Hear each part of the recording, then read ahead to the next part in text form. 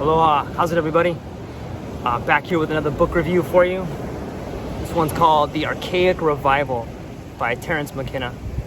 A lot of amazing ideas, and a lot of ideas that I think are really attractive, and a lot of ideas that, in my opinion, can explain kind of what we're going through today in the wake of all the riots and all the chaos and all the inequality.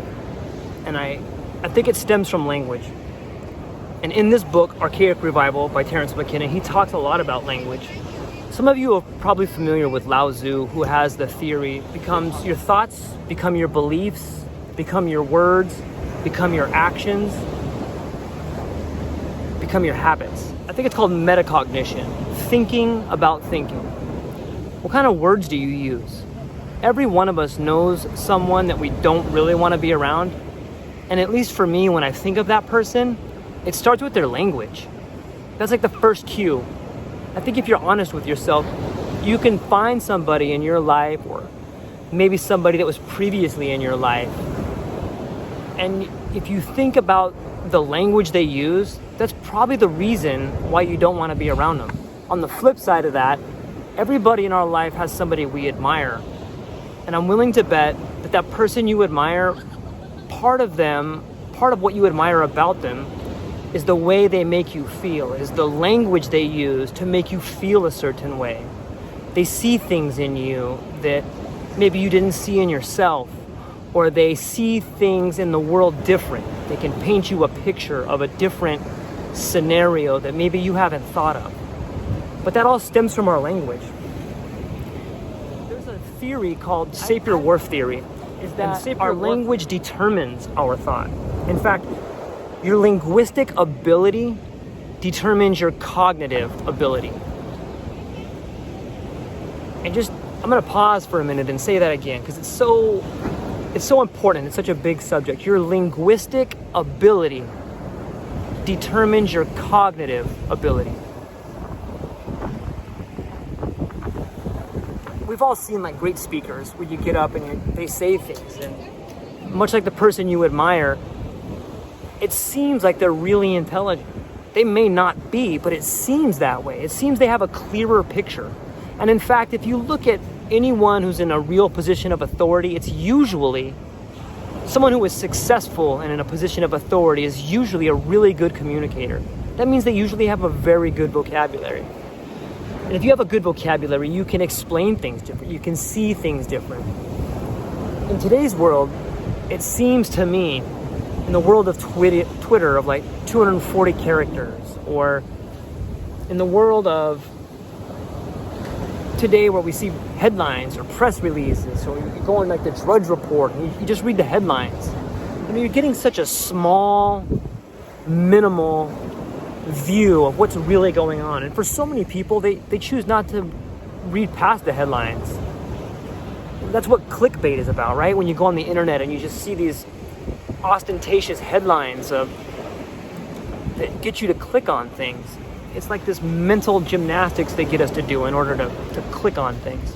But that's all part of the Sapir-Whorf theory. And I think how it connects to our problems today is our language has allowed us to see the planet, the galaxy, the universe as this entity for us to conquer, for us to tackle, for us to extract resources from. And you can make the case it's an ideology that we have, but more than an ideology, I think it's the language we use. And if you look back to when societies get into trouble, in the Dark Ages, they had the Renaissance. And I would make the argument, much like Terence McKenna makes it in this book, The Archaic Revival, that we need to look back to a time when things worked more effective and efficiently. And he makes the argument for he calls it the archaic mind. And the difference between what we have now, which is pretty much scientific materialism, versus the archaic mind. The main difference is that in the archaic mind, people believed in a connection to the earth. People believed in trying to find a way to move forward as part of the earth, as an organism. Like, much like a tree grows apples, the earth grows people. And that particular philosophy, I think, leads to a better place than where we are today.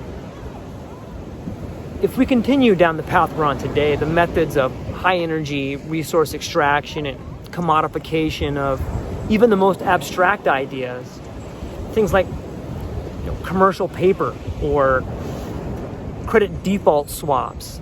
We're so caught up in this commodification of everything, we've gotten away from reality. And you're starting to see the cracks. You're starting to see the societal breakdown.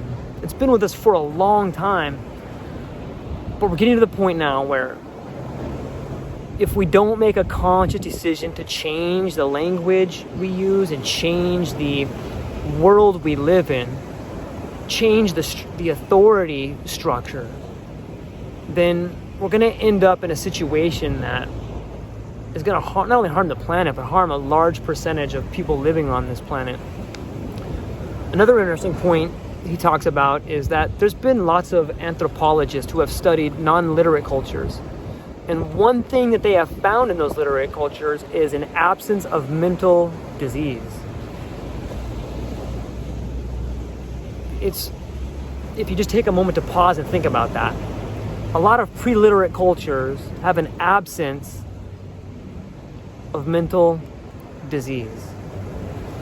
That in itself is powerful, but let's break it down a little bit further. Think about the word disease. Dis-ease. Something in your life is incredibly difficult. That's why you have disease or dis-ease. Mental dis-ease is like cognitive dissonance, trying to hold two different ideas in your head. When you're working for a multinational corporation and your job is to treat the employees like numbers, the guy that sits on the board of directors says, well, hey, how come this number isn't working right? And then it flows downhill, and then the immediate person in an authority position has to go to that actual person who's not a number and say, hey, why are you not performing at a level that is profitable to us? That's what the people on the top, they see people as numbers. What they don't see is that that person is a human being. Maybe that person got in a fight with their spouse, or maybe that person's child just died, or maybe that person has something going on in their life. And this is an example of what causes dis-ease or disease or mental disease. And it's becoming rampant, not only in our culture, but in every culture. And I believe it's a direct reflection of the language we use. I think that if we make a conscious decision to see the planet as a living organism, something that we're in partners with, not set against, that we can move forward and into this new age. Instead of this crisis happening in front of us, maybe it's a rebirth. It's an incredible opportunity for you listening to this and all of us to change our lives. And you can do it really fast by changing the language you use. If you get anything from this video, I hope you choose to do that. I hope you choose to use words that are empowering. And if you do it for a week, I think that you'll find a big difference in not only how you feel about yourself, but I think you'll find a difference in your relationships.